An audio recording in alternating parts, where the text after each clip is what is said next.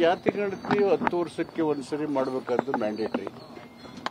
10 ವರ್ಷಕ್ಕೆ ಒಂದ್ಸರಿ ಮಾಡಿ ರಿಸರ್ವೇಷನ್ನ ಡಿಲಿಮಿಟೇಷನ್ ಮಾಡಬೇಕು. That is the constitutional spirit. So ಈಗ ಆಲ್ರೆಡಿ ಒಂದು 2011ರಲ್ಲಿ ಸೆನ್ಸಸ್ ಆಗಿರೋದು. 11 ಅಂದರೆ ಎಷ್ಟಕ್ಕಾಗುತ್ತೆ? 22ಕ್ಕೆ ಆಗಬೇಕಾಯ್ತು. 3 ವರ್ಷ ಲೇಟ್ ಆಗಿದೆ. ಸೊ ಇದರಿಂದ ದೇಶದ ಜನಗಣತಿಯ ಮಾಡದೇ ಇರೋದ್ರಿಂದ ದೇಶದ ಜನಸಂಖ್ಯೆ ಎಷ್ಟಾಗಿದೆ, ನಮ್ಮ ಆಡಳಿತಾತ್ಮಕ ನಿರ್ಧಾರಗಳು, ನಮ್ಮ ಯೋಜನೆಗಳು ಹೇಗೆ ನಮ್ಮ vital indicators like death rate, birth rate, infant mortality rates, these are the vital indicators which speaks about the better or good governance. So ಇದನ್ನು ತಿಳ್ಕೋಬೇಕಾದ್ರೆ ಜನಗಣತಿ ಆಗಬೇಕು ಒಂದು ಭಾಗ. ಇನ್ನೊಂದು, there must be a socio economical educational changes in the country by giving program through budget plan. ಅದು ಮಾಡಬೇಕಾದ್ರೆ ಜನರ ಸಂಖ್ಯೆ, ಅವರ ಶೈಕ್ಷಣಿಕ, ಸಾಮಾಜಿಕ, ಆರ್ಥಿಕ ಸ್ಥಿತಿಗತಿಗಳು, ಅವರಿಗೆ ಕೊಡಬೇಕಾದಂಥ ಸಂವಿಧಾನದ ಮುಕ್ತ ಅವಕಾಶಗಳು ಇದೆಲ್ಲ ವಂಚಿತವಾಗ್ತಲ್ವಾ? ಸೊ ಯಾವ ಸರ್ಕಾರಕ್ಕೆ ಸಂವಿಧಾನದ ಆಶಯಗಳ ಬಗ್ಗೆ ಬದ್ಧತೆ ಇಲ್ಲವೋ, ಯಾವ ರಾಜಕೀಯ ಪಕ್ಷಕ್ಕೆ ಸಾಮಾಜಿಕ ನ್ಯಾಯದಲ್ಲಿ ಗಟ್ಟಿಯಾದ ನಿಲುವಿಲ್ವೋ ಅವೆಲ್ಲ ಸಬೂಬುಗಳನ್ನೇ ಹೇಳ್ತಾ ಹೋಗ್ತಾ ಇರ್ತವೆ. ಹೀಗಾಗಿ ಅವರು 2020 ಅವರೇ ಇದ್ದಾರೆ, 11 ವರ್ಷದಿಂದ ಬಿಜೆಪಿ ಸರ್ಕಾರನೇ ಅಧಿಕಾರದಲ್ಲಿದೆ. They would have taken the census on a priority basis. It is for the development.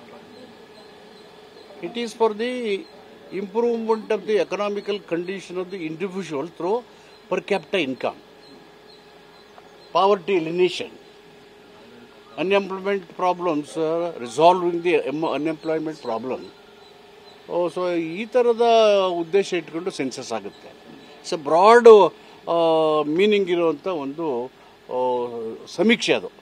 ಅದನ್ನು ಮಾಡದೆ ಹೋದರೆ ನಾವು ಜನರಿಗೆ, ಸಂವಿಧಾನಕ್ಕೆ ಅನ್ಯಾಯ ಮಾಡಬೇಕು. ಹೀಗಾಗಿ BJPಯವರು ಮಾಡಬೇಕಾದದನ್ನು ಮಾಡಲ್ಲ, ಯಾವ್ಯಾವ ಕಾಲಕ್ಕೆ ಮಾಡಬೇಕು, ಏನು ಮಾಡೋ ಅವ್ರ ಲೆಕ್ಕ ಹೇಗಿದೆ ಹಾಗೆ ಮಾಡ್ತಾರೆ. ಅವರು ಸಂವಿಧಾನ, ಪ್ರಜಾಪ್ರಭುತ್ವ, good governance, social justice, regional imbalance, federal structure strengthening the democracy and federal, ಇದೊಂದಕ್ಕೂ ತಲೆ ಕೆಡಿಸ್ಕೊಳ್ಳಲ್ಲ ಅವರು. ಅವ್ರ ಅಜೆಂಡಾದಿಂದ ಅದೇ ಮಾಡೋದು. ಈ ವಿಳಂಬದ ಹಿಂದೆಯೂ ಕೂಡ ಒಂದು ಅಜೆಂಡಾ ಇರಬಹುದು ಅಂತ ಅನ್ಸುತ್ತೆ. ಡೆಫಿನೆಟ್ ಆಗಿ ಇರ್ತದಲ್ಲ. ವಿಳಂಬಕ್ಕೆ ಈಗ ಡಿಲಿಮಿಟೇಷನ್ ಆಗಬೇಕಾಗಿತ್ತು, 2008 ಆಗಿತ್ತಲ್ವಾ. ಸೊ ಡಿಲಿಮಿಟೇಷನ್ ಆಗಬೇಕು ಆಗಲೇ ಅಂದರೆ ಅಲ್ಲಿ ಸಂವಿಧಾನಿಕವಾಗಿ SC ST ಸಮುದಾಯಗಳಿಗೆ ಕೊಡಬೇಕಾದಂಥ ಕೊಡಬೇಕಲ್ಲ. ಮತ್ತು ಜನಸಂಖ್ಯಾ ನಿಯಂತ್ರಣ, family planning is a national program. ಈಗ ನೋಡಿ, ಆಂಧ್ರದಲ್ಲಿ ಚಂದ್ರಬಾಬು ಅವರು ಜಾಸ್ತಿ ಮಕ್ಕಳಾದವರಿಗೆ ಬಹುಮಾನ ಕೊಡ್ತೀವಿ. It is not a good practice. ಇಂಡಿಯಾಗಾಗಲೇ ಪ್ರಪಂಚದಲ್ಲಿ ನಂಬರ್ 1 ಜನಸಂಖ್ಯೆ ಕೊಟ್ಟಿದ್ದೀವಿ. ನಮ್ಮ ಭೂಮಿ ಲಿಮಿಟ್ ಆಗಿದೆ, ಉತ್ಪಾದನೆ ಅಷ್ಟೇ ಆಗ್ತಾ ಇದೆ. ಈಗ ಜನಸಂಖ್ಯೆ ನಿಯಂತ್ರಣ ಮಾಡದೇ ಇದ್ದರೆ ಅಭಿವೃದ್ಧಿ ಆಗೋದಾಗೆ. It must be on. It's already there is a population explosion in the country. ಹೀಗಾಗಿ ಅದು ಆ ಥರ ಮಾತಾಡೋದು ಸರಿ ಇಲ್ಲ. ಮತ್ತು ಜನಸಂಖ್ಯೆ ಆಧಾರದ ಮೇಲೆ ಕ್ಷೇತ್ರಗಳನ್ನು ಹಂಚಿಕೆ ಆಗಬಾರ್ದು.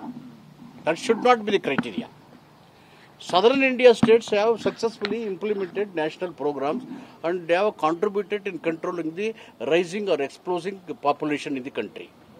They should be rewarded. ಅದರ ಬದಲು ಜನಸಂಖ್ಯೆ ಜಾಸ್ತಿ ಇದೆ, ಜಾಸ್ತಿ ನಂಬರ್ ಕೊಡಿ, ಇದು ಕಡಿಮೆ ಮಾಡಿ, that is not the criteria.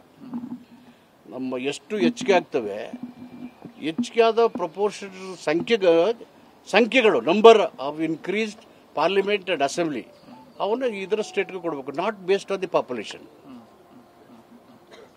ಆ ಜನಸಂಖ್ಯೆಗೆ ಹೆಚ್ಚಾದ ಸೀಟ್ಗಳ ಆಧಾರದ ಮೇಲೆ ಹಂಚಿಕೆ ಮಾಡೋ percentage of seats must also equally distributed to the southern states or the states who have successfully implemented the family planning which is a national program and the top priority in the agenda.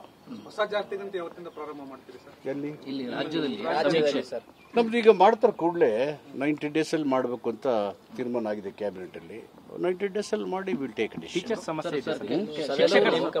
ಕೆಲ ಸಚಿವರು software ಇದಾವೆ, ದತ್ತಾಂಶ ಇದಾವೆ, technology develop ಆಗಿದೆ, ಶಾಲೆಗಳು ಶುರುವಾಗಿಲ್ಲ sir, ಮೊದಲು ಬೇರೆ ಮಾರ್ಗಗಳನ್ನು ಹುಡುಕಿ ಮಾಡ್ತೀವಿ.